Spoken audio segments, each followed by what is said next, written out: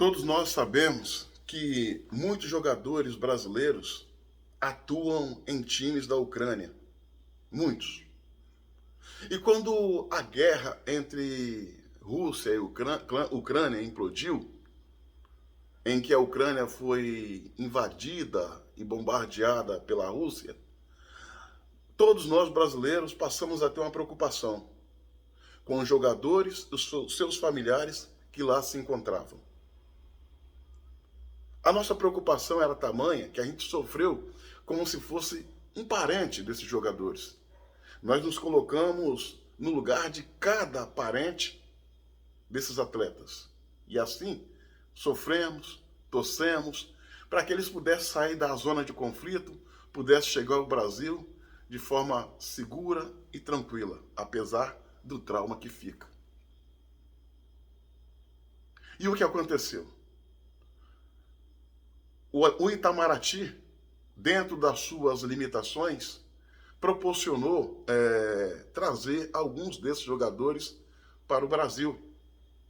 Mas para isso, esses atletas deveriam caminhar a pé ou pelos meios próprios até o país mais próprio, que é a Polônia, atravessando a fronteira, que é a Polônia. Mesmo porque o Itamaraty não teve tempo o suficiente para fazer um acordo com o governo russo e o governo ucraniano, porque até então não havia um corredor humanitário que pudessem proporcionar a fuga de civis do território em conflito. Esse corredor humanitário, que é seguro e livre do conflito, acordado pelas duas forças, só foi acordado ontem, dia 4/3/2022. Portanto, bem depois da saída dos atletas.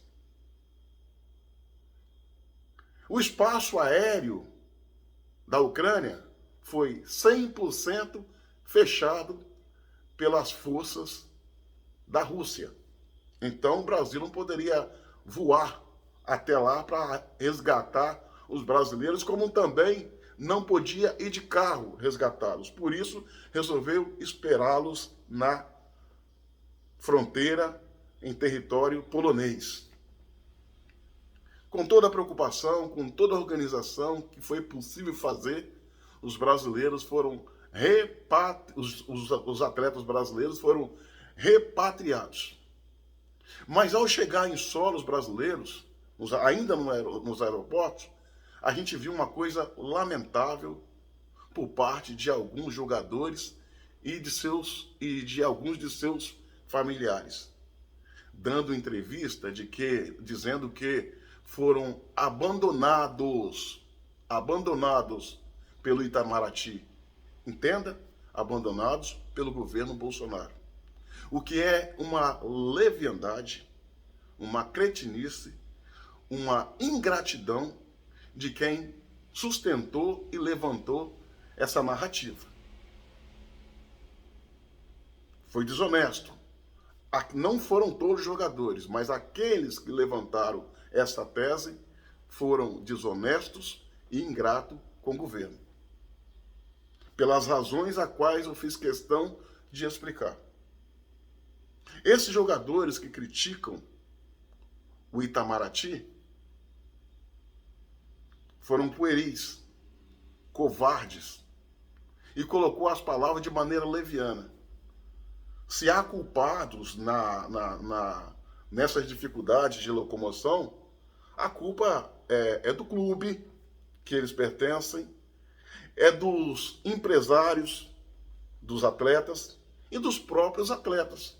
Por que eu digo que a culpa é deles? Se o clube não libera o jogador, o clube de futebol não queria liberar o jogador poderia ter pelo menos a decência de fazer o seguinte: o conflito se avizinha, o país está cercado, a instabilidade acontece desde 2014, deveria ter feito o quê? Pelo menos pegado mulher e filho no momento de paz, relativa à paz, antes do conflito, antes do ataque, antes da ocupação, pegar mulher e filho, botar num avião e devolver de volta para o Brasil, para suas residências ou para a casa de um parente. Porque para o atleta, para o jogador, para o homem sozinho, é mais fácil se deslocar, se preciso for.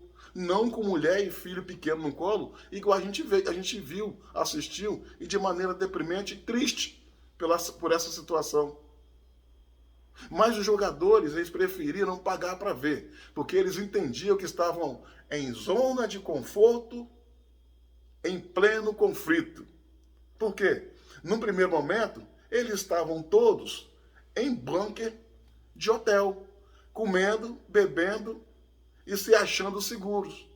Quando eles viram que o risco estava se avizinhando e que onde eles estavam não tinha a segurança que pensava ter, resolveram sair em direção à Polônia para seguir para o Brasil ou qualquer outro lugar seguro do mundo. Querem culpar o governo? Não, senhores jogadores que levantaram essa tese. Em parte, a culpa pelo sofrimento no deslocamento é dos senhores. É dos senhores. Agora, querer atribuir uma culpa que o governo não tem, é leviandade, é uma ingratidão. E a ingratidão, senhores, é amnésia do coração. O Itamaraty e o governo fez o que pôde e está fazendo. Repito, o corredor humanitário foi criado pelas duas forças num terreno de batalha depois que os senhores saíram. Não existia como o Itamaraty criar um sistema para resgatar os senhores lá dentro da zona de conflito. Sejam inteligentes, sejam honestos, sejam gratos. É lamentável a fala de alguns jogadores que tentaram atacar o Itamaraty e o governo de uma maneira cretina. Cretina. O governo fez o que pôde. Fez o que pôde. Muitos outros atletas que estavam em outras regiões chegaram no Brasil. Outros atletas de outras modalidades chegaram no Brasil e a primeira coisa que fizeram, ao contrário de muitos jogadores de futebol, foram agradecer ao governo e o Itamaraty, pois sem a intervenção possível, eles não chegariam aonde chegaram e não seriam salvos como foram. Pensem bem quando vão falar. Palavras têm poder.